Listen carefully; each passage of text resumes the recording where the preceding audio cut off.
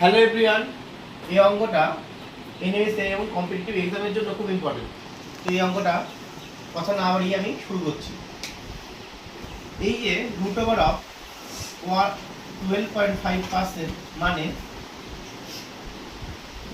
রুটের মধ্যে এই পয়েন্টের জন্য 10 নিলাম, আর যেহেতু 100 তাহলে কি হবে 1 বাই কত হবে, পার্সেন্টেজ মানে কি 1 বাই কত 100, 1 বাই কত 100, এখানে 3 থাকলো তাহলে কত হলো 125 বাই 1000। আবার বলছি 12.5 তাহলে 12.5 জন্য এই পয়েন্টের জন্য 1 করাতে তাই 0। এবার পার্সেন্টেজ হলে কি হয় 3% মানে কত 3 বাই 100, তাহলে এটা পার্সেন্টেজ মানে কি এটা বাই কত 100। এবার পয়েন্টের জন্য 1 আর 0 তুলে দিলাম তাহলে 125 বাই 1000। কিউব মানে কি আমরা যেমন রুট 25 মানে কি এখানে কিছু নেই মানে কি জানি বলো তো 2, কিছু মানে নেই বলো তো 2, এখানে কিছু নেই মানে কি বলো তো 2। যেমন রুট এখানে অ্যাকচুয়ালি রুটের এখানে কিছু নেই মানে 2 থাকে, তাহলে মানে দুটো থাকলে 5 গুণ 5 দুটো থাকছে, দুটো থাকলে কত বেরোবে একটা বেরোবে। তাহলে এখানে কিউব 3 তার মানে কি করা থাকলে একটা বেরোবে 3টে থাকলে। আচ্ছা বলো তো 125 মানে কত 5 গুণ 5 গুণ 5, 5 গুণ 5 গুণ 5 3টে আছে 3 থাকলে কত বেরোবে একটা। 1000 মানে 10 গুণ 10 গুণ 10, তাহলে কত বেরোলো হলো ক্লিয়ার।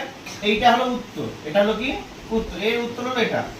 এইবার বলে যে পার্সেন্টেজ, এইটা আবার বলে যে পার্সেন্টেজ উত্তর বের করতে হবে। এত সময় আবার কত পার্সেন্টেজ, পার্সেন্টেজ বের করতে গেলে কত দ্বিগুণ করতে হবে 100 দ্বিগুণ, উত্তর কত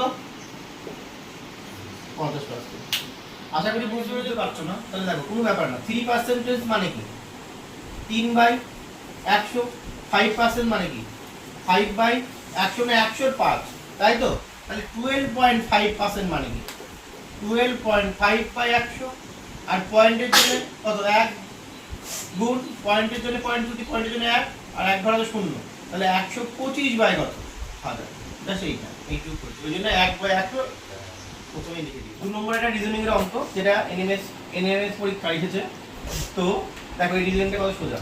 এই দুটোর গ্যাপ কত 3, এই দুটোর গ্যাপ কত 4, এই দুটোর গ্যাপ কত তোমরা বলো 7, এই দুটোর গ্যাপ কত 11, পরে দুটো 18। এই গ্যাপগুলো কিভাবে আসছে, এই দুটো গ্যাপের যোগফল পরেরটা হচ্ছে, এই দুটো গ্যাপের যোগফল পরেরটা হচ্ছে।